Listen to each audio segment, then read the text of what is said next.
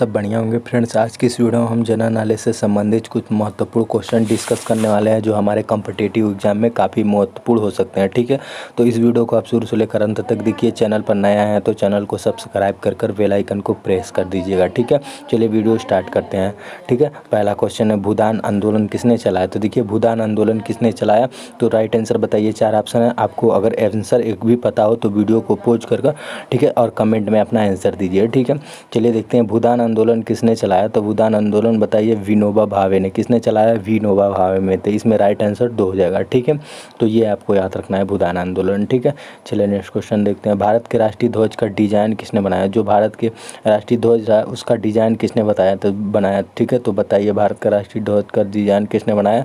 तो पिगली बकाया ने। किसने बनाया, पिगली बकाया ने। इसमें राइट आंसर 1 हो जाएगा। ठीक है, चलिए नेक्स्ट क्वेश्चन देखते हैं। नेक्स्ट क्वेश्चन है सर्वप्रथम किस भारतीय को नोबेल पुरस्कार मिला। तो बताइए सर्वप्रथम किस भारतीय को नोबेल पुरस्कार मिला। तो रविंद्रनाथ टैगोर को मिला नोबेल पुरस्कार। ठीक है, किसको, रविंद्रनाथ टैगोर को नोबेल पुरस्कार मिला है। ठीक है, अच्छा कब मिला है, तो 1913 में रविंद्रनाथ को नोबेल पुरस्कार मिला है। ठीक है, तो ये आपको याद रखना है। ठीक है, तो आप भूलिएगा मत। ठीक है, चलिए नेक्स्ट क्वेश्चन देखते हैं।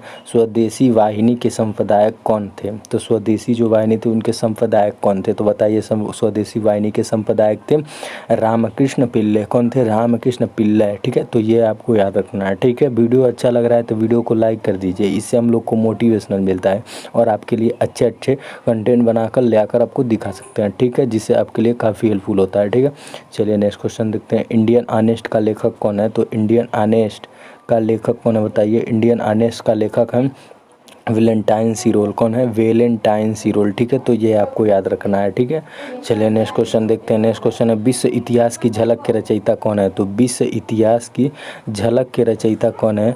तो विश्व इतिहास की झलक के रचयिता जवाहरलाल नेहरू हैं। कौन है, जवाहरलाल नेहरू। इसमें राइट आंसर 4 हो जाएगा। ठीक है, तो ये आपको याद रखना है विश्व इतिहास की झलक। ठीक है, अच्छा 27 दिसंबर 1911 को जनगण मन सर्वप्रथम कहाँ पर गाया गया था।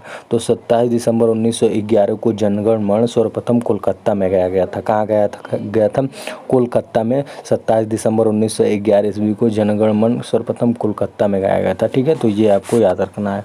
ठीक है, चलिए नेक्स्ट क्वेश्चन देखते हैं। पोस्ट ऑफिस के लेखक कौन है। तो बताइए पोस्ट ऑफिस के लेखक कौन है। तो पोस्ट ऑफिस के लेखक कौन है, रविंद्रनाथ टैगोर। कौन है, रविंद्रनाथ टैगोर। तो ये आपको याद रखना है। ठीक है, चलिए नेक्स्ट क्वेश्चन देखते हैं। नेक्स्ट क्वेश्चन है उड़ीसा किस वर्ष बिहार से पृथक हो गया। तो बताइए उड़ीसा बिहार से किस वर्ष पृथक हुआ था।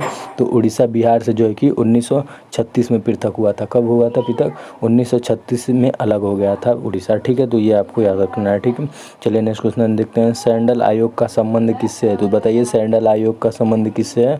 तो सैंडल आयोग का संबंध शिक्षा से है। किससे है, शिक्षा से है सैंडल आयोग का संबंध। ठीक है, तो ये आपको याद रखना है। ठीक है, चलिए नेक्स्ट क्वेश्चन देखते हैं। नागरिक सेवा परीक्षा प्रणाली कब प्रारंभ हुई।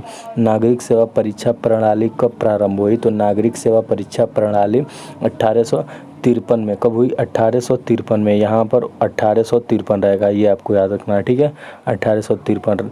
इसमें राइट आंसर नहीं है तो इसका राइट आंसर हो जाएगा 1853। उपयुक्त में से कोई नहीं, राइट आंसर होगा 1853 नागरिक सेवा परीक्षा प्रणाली का जो है कि 1853 में प्रारंभ हुआ था। ठीक है, तो ये आपको याद रखना है। भारत में सर्वप्रथम किसके अंतर्गत सर्वोच्च न्यायालय की स्थापना हुई है।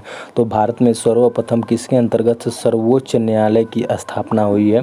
तो रेगुलेटिंग एक्ट के द्वारा, रेगुलेटिंग एक्ट के द्वारा। अच्छा कब, 1773 ईस्वी में रेगुलेटिंग एक्ट के तहत जो है कि सर्वोच्च न्यायालय की स्थापना हुई है। तो ये आपको याद रखना है। ठीक है, मोस्ट इंपॉर्टेंट क्वेश्चन है। जो क्वेश्चन आपको मोस्ट लगे उसे आप कॉपी में नोट कर लिया कीजिए। जो आपके हफ्ते में फिर 2-3 के बाद उसे देखा करिए, आपको याद रहेगा। ठीक है, भारत में किस स्थान पर सर्वोच्च न्यायालय की स्थापना हुई। तो बताइए भारत में किस स्थान पर सर्वोच्च न्यायालय की स्थापना हुई है।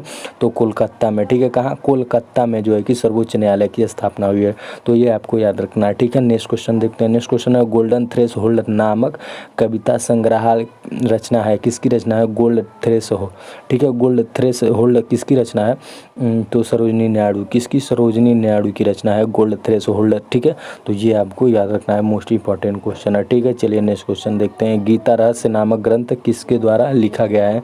तो गीता रहस्य नामक ग्रंथ जो है कि बाल गंगाधर तिलक के द्वारा, बहुत ही मोस्ट इंपॉर्टेंट क्वेश्चन है, इसे आपको याद रखना चाहिए, गीता रहस्य नामक ग्रंथ। तो ये थे हमारे 15 क्वेश्चन जो आगामी परीक्षा में आपके लिए हेल्पफुल हो सकते हैं, ठीक है। अगला वीडियो किस टॉपिक पर चाहिए आप कमेंट में बताइए, ठीक है। उस टॉपिक पर मैं वीडियो बनाना कोशिश ज़रूर करूँगा, ठीक है। मिलते हैं अगले नेक्स्ट वीडियो में, तब तक के लिए।